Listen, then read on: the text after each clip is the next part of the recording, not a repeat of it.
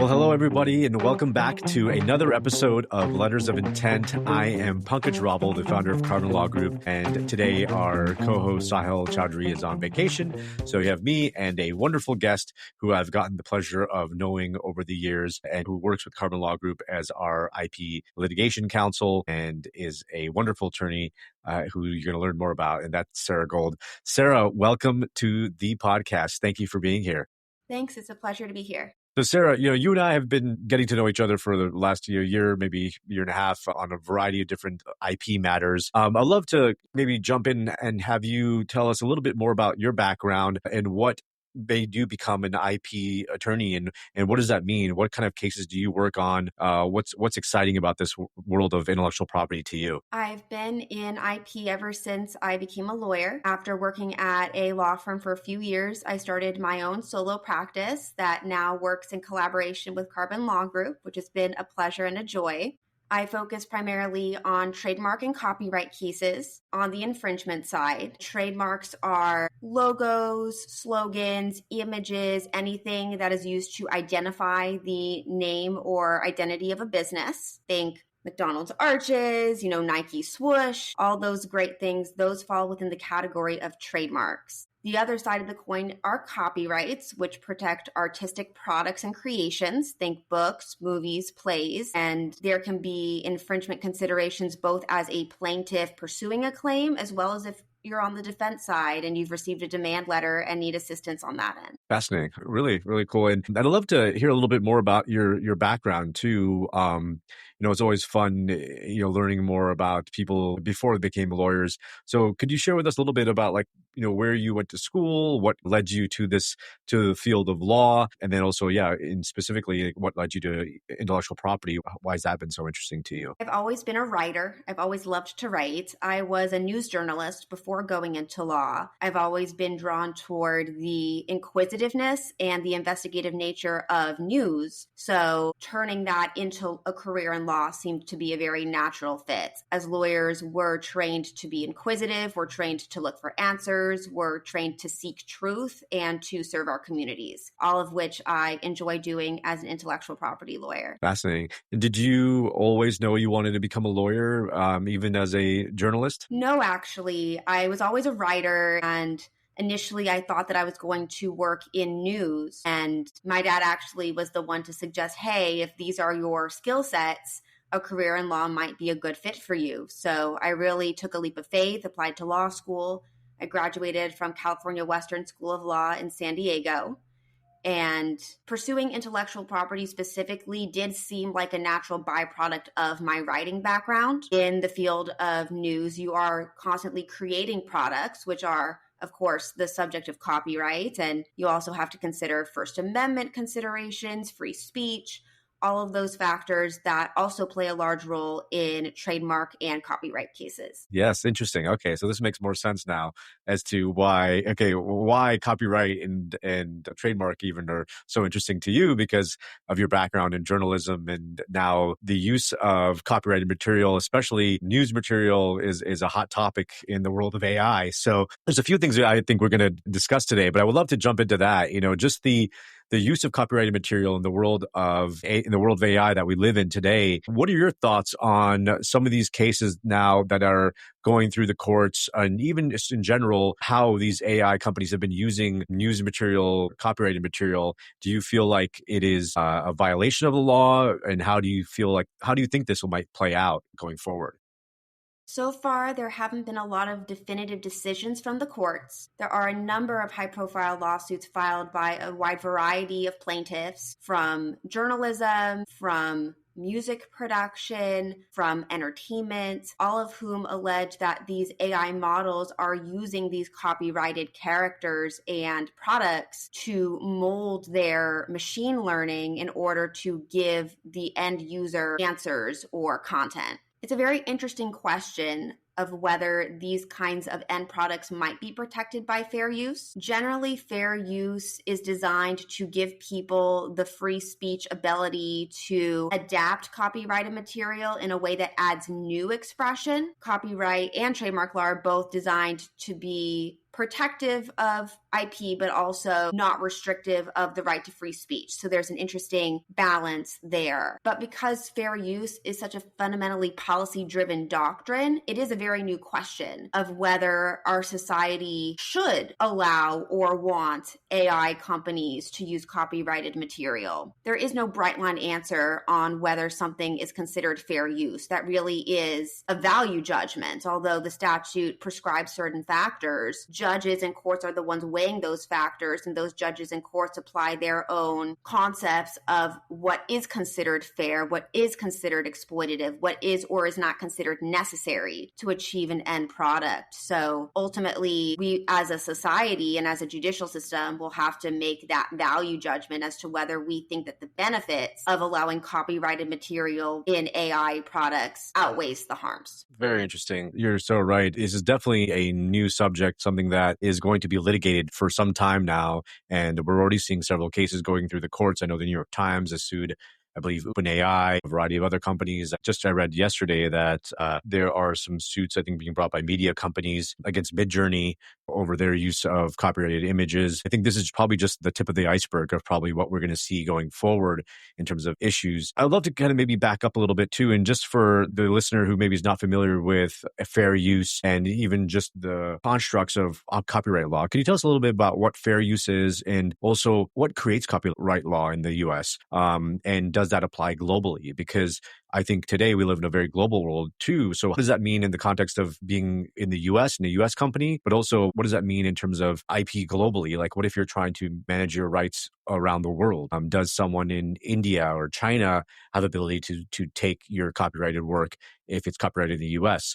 So I know those are kind of big questions, but maybe we can start with just what is copyright law in general? Where does it come from? And then maybe talk a little about fair use and then talk about kind of what the global implications as well. Copyright law protects artists and creators, people who create books, films, plays, photography, artwork. All of that is subject to copyright protection, given that there's at least a modicum of originality, which is usually fairly easy to satisfy. You get copyright protection as soon as the work is created. However, if you want to enforce those rights, you do need a U.S. copyright registration if you want to prosecute infringements that are occurring within the U.S. If there are out-of-country actors that are infringing, those infringements would only be actionable under U.S. law if those infringements are occurring in the U.S. And there have been a few fringe cases testing the limits of whether our country conduct is sufficiently connected to the U.S. for U.S. law to apply. That said, there are other countries that have their own copyright systems, and if any particular copyright owner has a particular concern about infringement in a particular country, they might want to consider obtaining copyright protection in that particular company, perhaps in addition to U.S. protection. But because a lot of sales of products do tend to happen in the U.S., and because so much commerce nowadays is international,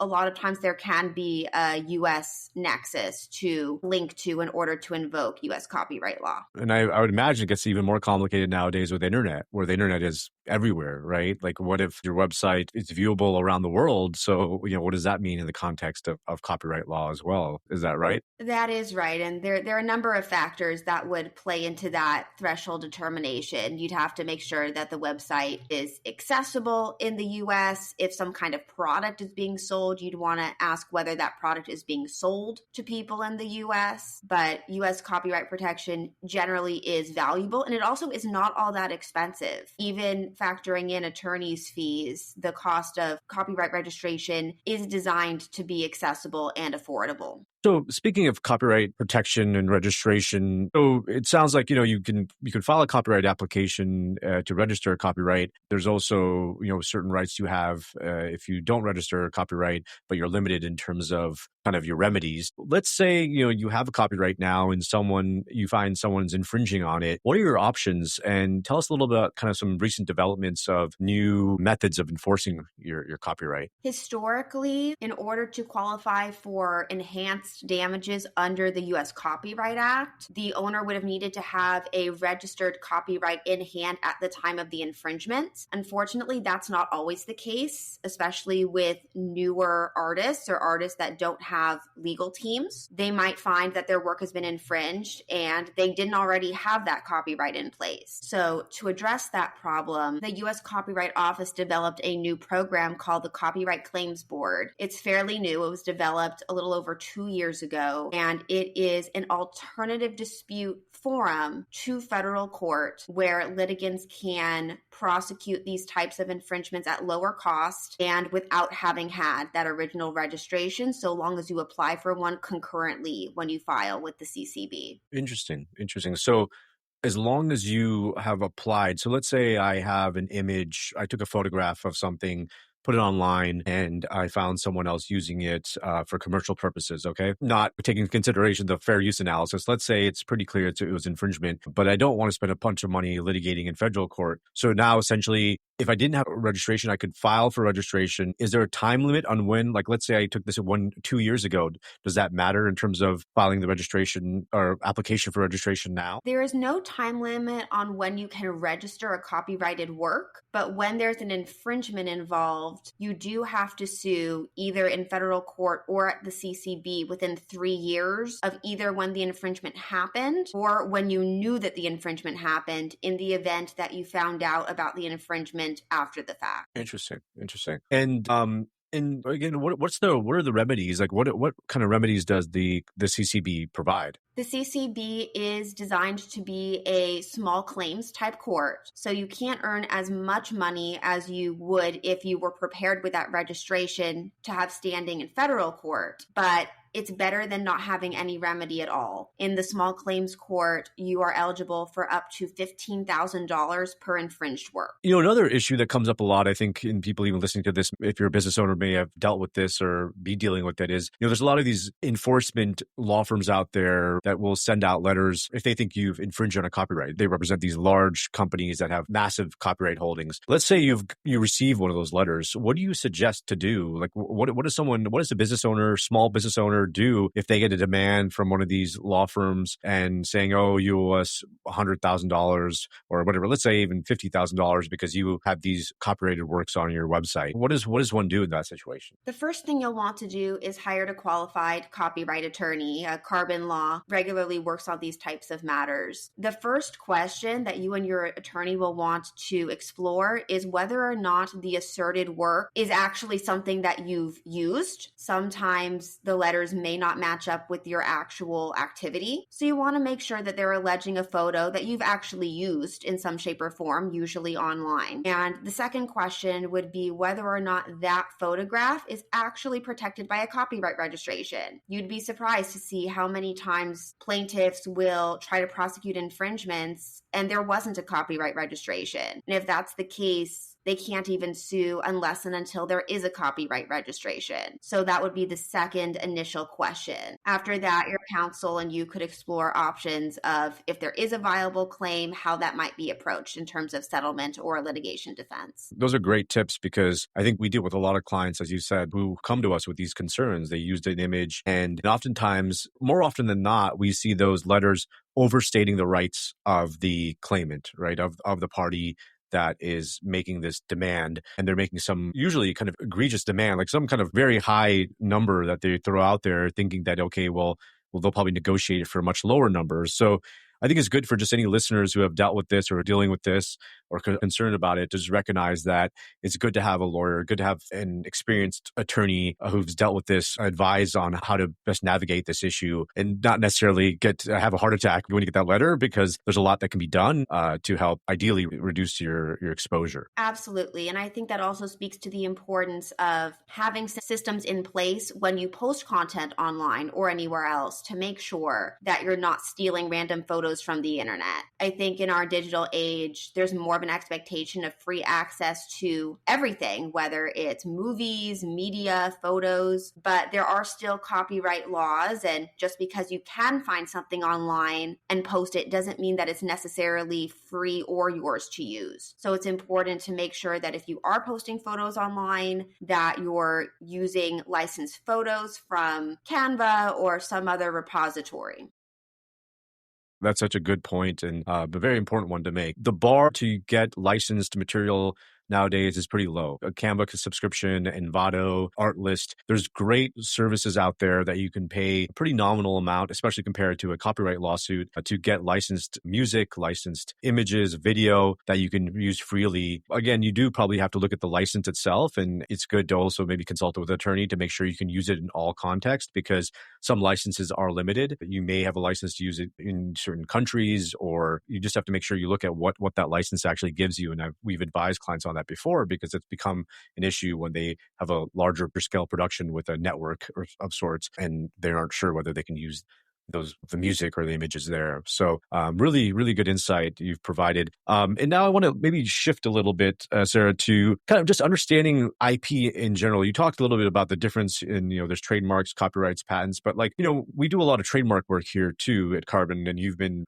such an instrumental consultant insight, providing such great insight on some of these trademark cases that we've dealt with. Can you tell me a little bit about the difference between trademark and copyright, and what is the purpose of really registering a trademark? Why is it important to register a trademark versus a copyright? And is there any kind of overlap? Just like you want to register your copyrights, you also want to make sure to register your trademarks. The one difference there is that you are not required to have a trademark registration in order to sue for infringement. However, it can prove extremely helpful because it provides a legal presumption that you are in fact the rightful owner of the mark. Another important reason to register as soon as you can is because you don't want someone else using the same mark or something really close to it to swoop in and register first. And if you started using the trademark and you try to assert that right against someone else and you don't have a registration, when the other party receives that letter, they're going to try to beat you to the trademark office. So certainly before sending any kind of demand or complaint letter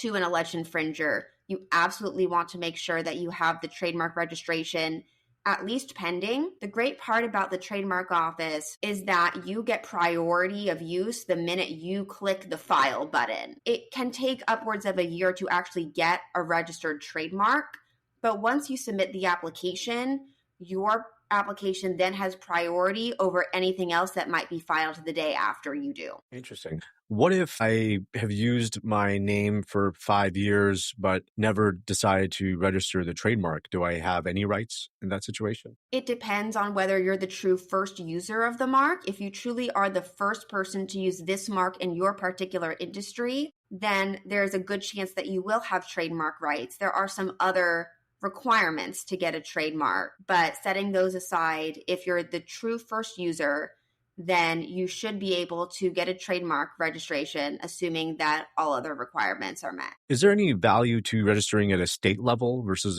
the federal level for a trademark? A federal trademark is the most appropriate if you're a business doing business in multiple states. One of the key requirements of federal trademark registration is that you do have to be doing commerce interstate. It doesn't have to be incredibly frequent. If you run a restaurant in a cool area of town where tourists might come from out of state, sufficient. You don't have to be doing regular interstate commerce, but you do have to be able to show that at least someone from outside of your home state has used your business. And that should be enough to qualify for interstate commerce. Most trademarks that we've dealt with typically qualify for interstate commerce. State trademarks are more appropriate when it really is a local business. Like one time I worked with a local swap meet, and they don't tend to have people come in from other places. So if that's the case, then you might qualify for state protection, which would protect your exclusive right to the mark within your geographic state. When it comes to trademarking, is there a benefit of using a lawyer versus going online with like an online filing service? Like, are there any risks with using an online service? All for reducing business costs where possible. The problem with the online do-it-yourself trademarks is that they don't have the nuanced understanding of how the system works and how to avoid pitfalls and how to avoid rejections from the trademark office. They don't understand truly what your services are and what you provide. So I've seen applications filed through online systems where the stated services weren't even what the clients were doing in practice. That provides risks when you're trying to enforce your trademark if there's a mismatch between what you actually do and what the trademark says that you do.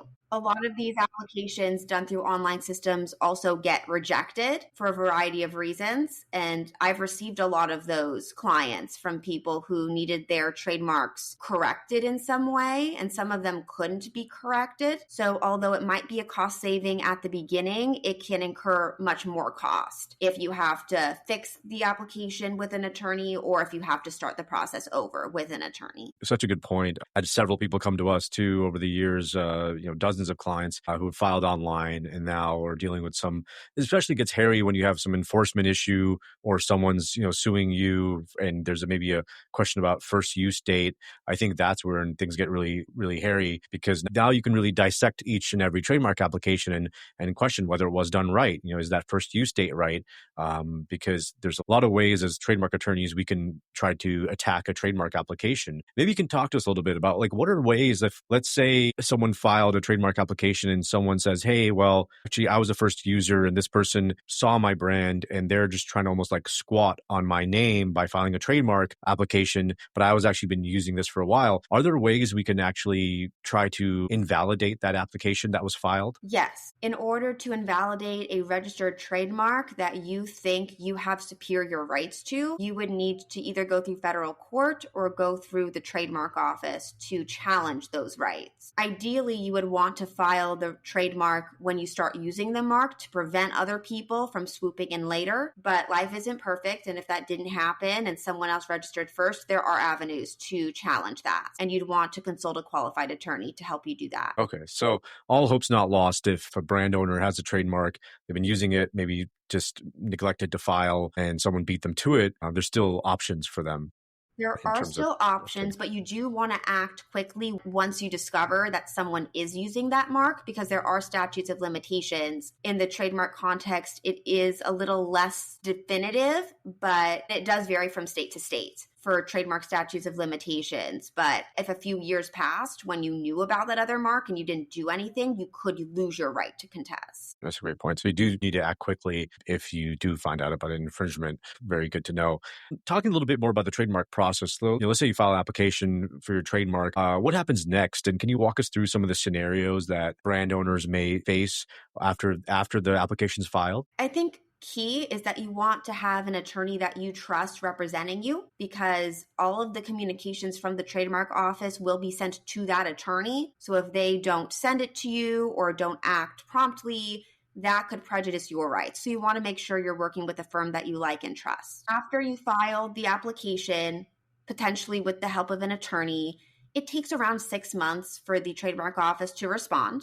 Many times they will approve the trademark, and then the trademark goes into what's called an opposition window. That gives potential opposers 30 days within which to file any objections to your trademark. That could happen if there's another person that's using a similar mark. A lot of times those things might be flagged by the examiner, in which case you might get an initial refusal. But if the examiner clears it, but someone else has a different opinion, you might hear about that in opposition. Many times there are no challenges during opposition. And at that point, if you've submitted an acceptable evidence or statement of use, once that's submitted, then your mark would proceed to register. And how long does that whole process generally take? It takes about 6 months to get an initial response from the trademark office. If they approve of it at that point, then it takes another couple months to clear through opposition, and then it could take another couple months after that to finally get the registration. If you file the original application without the evidence of use, which you are allowed to do.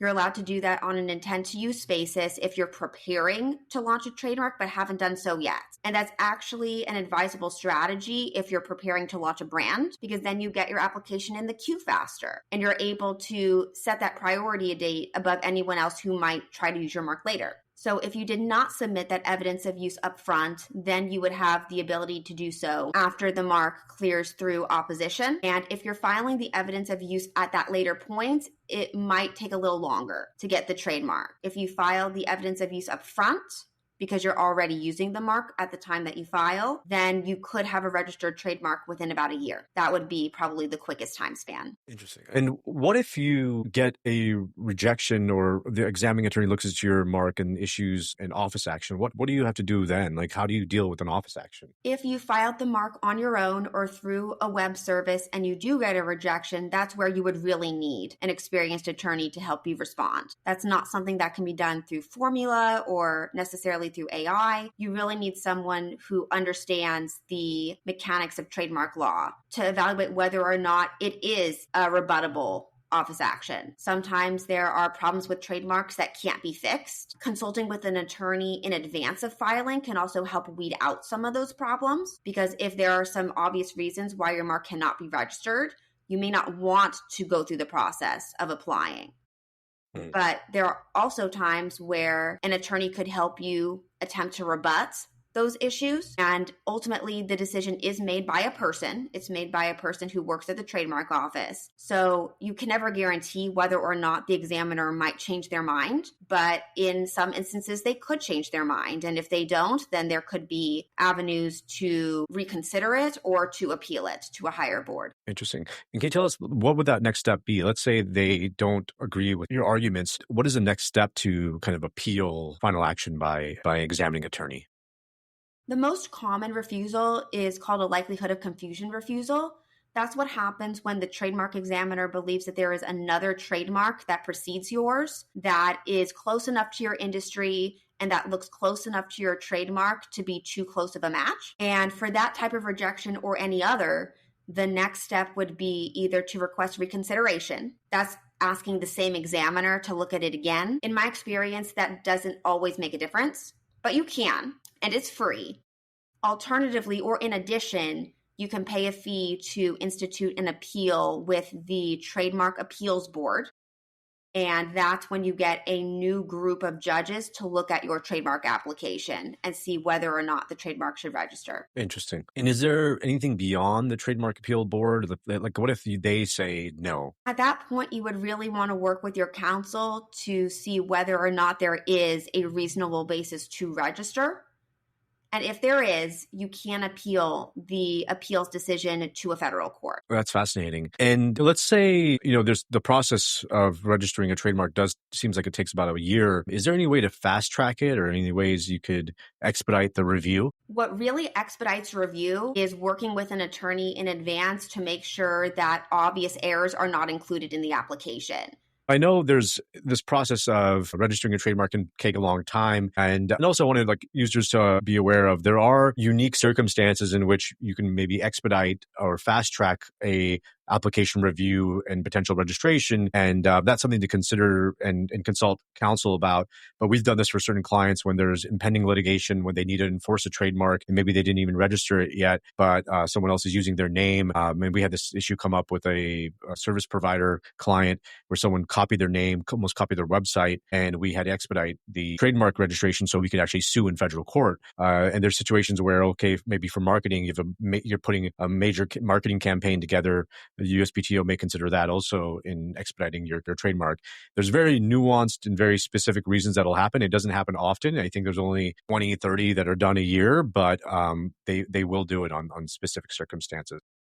Just something to keep in mind. That's great information. Absent extenuating circumstances, if you're just trying to get a trademark and you do want the process to go faster, the best way to do that is by working with qualified counsel to make sure that there aren't errors in the application that could slow down the process. Absolutely. Absolutely. And so, Sarah, this has all been really, really insightful. You provided a wealth of knowledge on copyrights and trademarks. And also we talked a little bit about AI. I'd love to get, maybe just your kind of thoughts about what the future looks like for business owners in terms of registering IP, using IP, leveraging IP in the world of AI. Any issues you think that they should maybe be looking out for or consider as they try to build their IP portfolio going forward? Especially in the trademark context, it's important to do a name search before you build your brand. All too often, companies will just kind of pick a name and go with it and build it up and then find out years down the line that it's a potential infringement. So especially with the growing number of registered trademarks, you want to make sure that whatever name you're using and investing in isn't infringing on someone else's rights. In terms of copyright, if you are a business owner that's just posting content,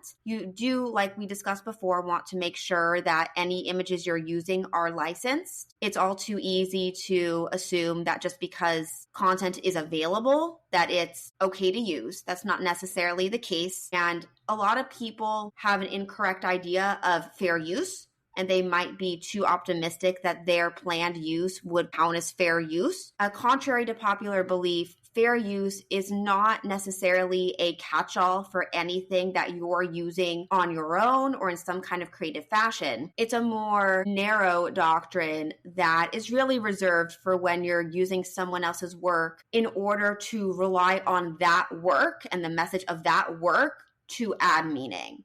If you're taking a photo from somewhere and using it just to show the photo, even if you're using it on your own site or your own blog, that's not enough to elevate it to fair use. I think that's where a lot of people and business owners are a little misinformed on that topic. Yeah, I think we could probably have a whole episode talking about just fair use, and maybe we'll do that in the future if people are interested, because it's a very fascinating, complex topic that goes through rigorous analysis in many different cases. If you read any kind of copyright case, the amount of time and effort spent on analyzing fair use is significant. So I appreciate you raising that and reminding people of that analysis. And also, I just wanted to make sure people understand. And Sarah, you can also add comment too. But like, there's this, I think, fallacy out there that says, well, you can use 30% or maybe 70% of a work as long as you change it by 30%, you're okay. And that's not true. Is that right, Sarah? From my understanding, that 30% number is really made up. There is no quantitative threshold under copyright law. The courts will ask whether or not there's substantial similarity between the two works, and that can really depend on the size of the original work and the size of the infringing work. There are a number of considerations that go into that. So there's no quantitative standard that you can objectively compare against. So if you are quoting from other material, you want to make sure that it's done in a way that elevates that material and for which the use of that material is essential because you're perhaps critiquing or commenting on it. You can't just take things and try to put them on your website and think just because, well, it's my website and it's in a little bit of a different context that now it's fair use. Fair use is a bit more of a restricted doctrine, and you want to exercise caution. And if you're ever in doubt, hire counsel to assist you. Well, this has been super interesting and super formative, Sarah. I want to really thank you again for your time and experience and expertise, and also just collegiality over the years. You've been a great help with a lot of our clients on many different disputes and also settlement matters that have come up over the years and enforcement issues. And, we're really great for the team of lawyers and the professionals that we have working with us here at Carbon Law Group. So if any listeners are looking for advice or additional insight on intellectual property matters, business matters, corporate matters, we're here to help. And thank you all for listening today. And Sarah, again, thank you so much for your time and insight and help and support over these years. So with that, thank you so much, Sarah. Have a wonderful day and hope to do this again. Thanks for having me. Have a great day. Thank you.